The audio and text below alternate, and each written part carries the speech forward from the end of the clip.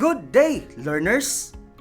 Welcome to another episode of TV Eskwela for special program in sports. I am Teacher Roxas B. Pancho Jr., Special Program in Sports Coordinator and Basketball Coach of Nabunturan National Comprehensive High School, Nabunturan West District. Brace yourselves for today's action-filled lesson. Before we begin, let's have a short pretest. Please prepare your pen and activity notebook. Listen well, for I will only read the items twice. Are you ready? Let's go! Number 1. Basketball was created by a man named A. John Quincy, B. Brad Johnson, C. Homer Basketball, D. James Naismith. Again, basketball was created by a man named A. John Quincy, B. Brad Johnson, C. Homer Basketball, D. James Naismith. And the correct answer is, yes, you are right! Letter D, James Naismith. Number 2. In basketball, how many players are playing for each team at a time? A. 5, B. 6, C. 7, D. 8. In basketball, how many players are playing for each team at a time? A. 5, B. 6, C. 7, D. 8. And the correct answer is, yes, you are right! Letter A, 5 players. Number 3.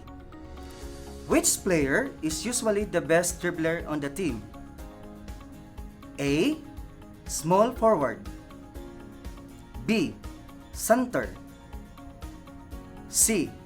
Point guard, D. Power forward, E. Shooting guard. Which player is usually the best dribbler on the team? Letter A, small forward, B. Center, C. Point guard, D. Power forward, E. Shooting guard. And the correct answer is, yes, you are right! Letter C, point guard. Who among you got the correct answers? Very good! This time, get ready and let's start the ball rolling. Basketball is one of the most popular sports on the planet. So, to all basketball fanatic out there, especially the special program in sports students specializing basketball, eyes and ears on me. The basic skills in basketball are positioning, shooting, rebounding, passing, dribbling, and blocking. And in today's lesson, I will present to you the basics of shooting and dribbling.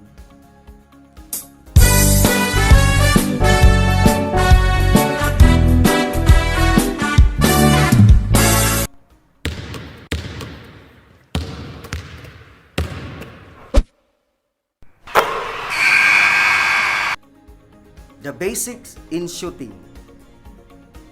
During a game, each player will shoot at some point, so learning the correct technique is essential.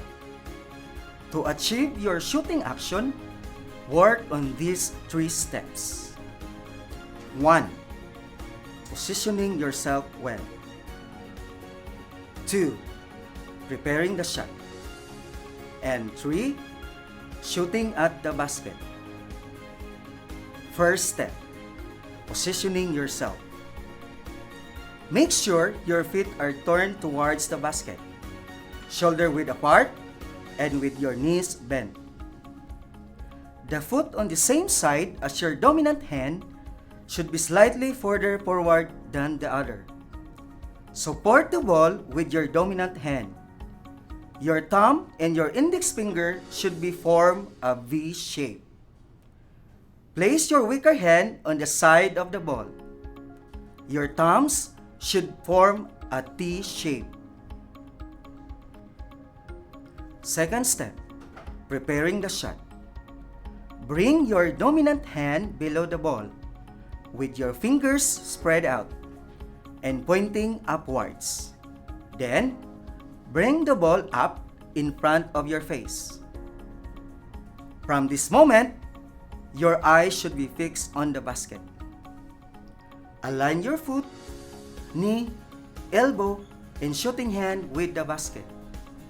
The ball should rest on your dominant hand without touching the center of the palm.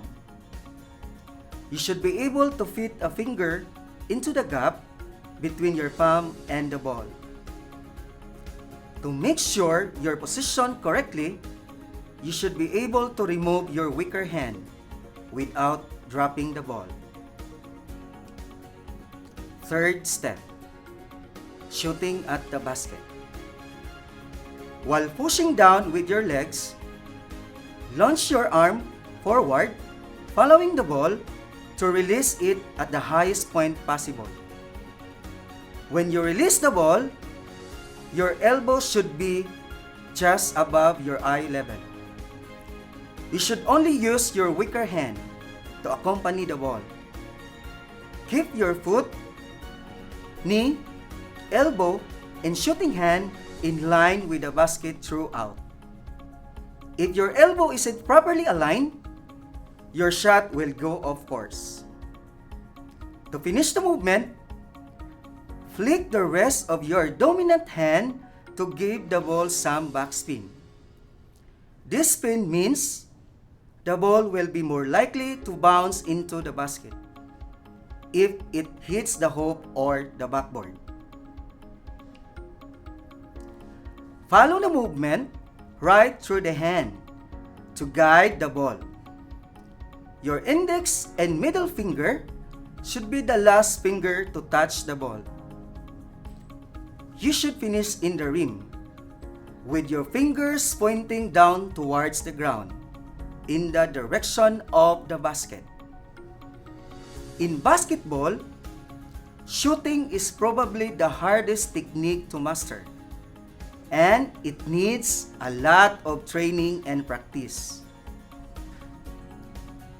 Each player has its own way of shooting, so find the method that suits you best. So, what are the 3 steps to perfect your shooting action? Positioning yourself well, preparing the shot, and shooting at the basket. Yes, you are correct! At this point, I will introduce to you the basics of dribbling. A player in possession of the ball can only move while dribbling. It is therefore essential for you to master the basic techniques. To dribble well, work on these 3 points. 1. Positioning yourself properly. 2. Controlling the ball. And 3. Dribbling low. First step, positioning yourself. Standing in triple threat position, draw your hip back slightly to reduce the distance between the ball and the ground. Keep your back straight and your head up to take in as much as you can from your surroundings. Second step, controlling the ball. To dribble, bounce the ball on the ground. Your hand should stay above the ball. If your hands go underneath the ball when you dribble, you are considered to be carrying the ball, and the ball will be turned over to the other team.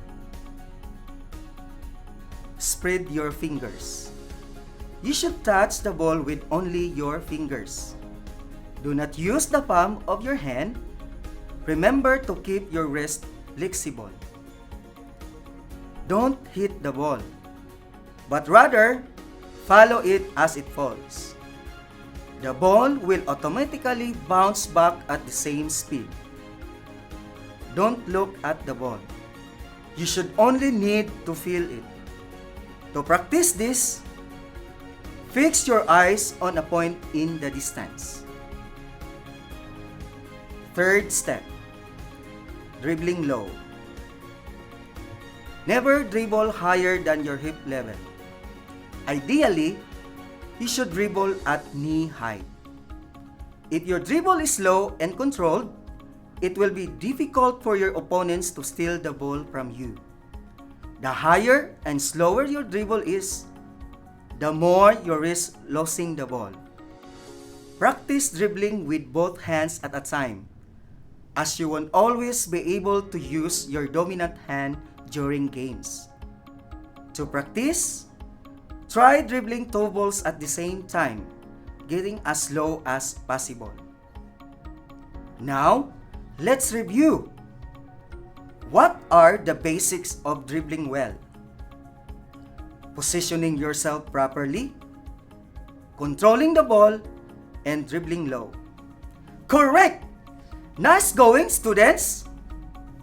I hope this lesson empowers you to work hard and improve your skills in basketball.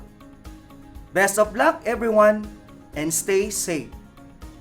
This has been Teacher Roxas B. Pancho Jr., Special Program in Sports Coordinator and Basketball Coach of Nabunturan National Comprehensive High School, Nabunturan West District, saying, dito sa TV Eskwela, sa pag-aaral, sama-sama. Bye-bye!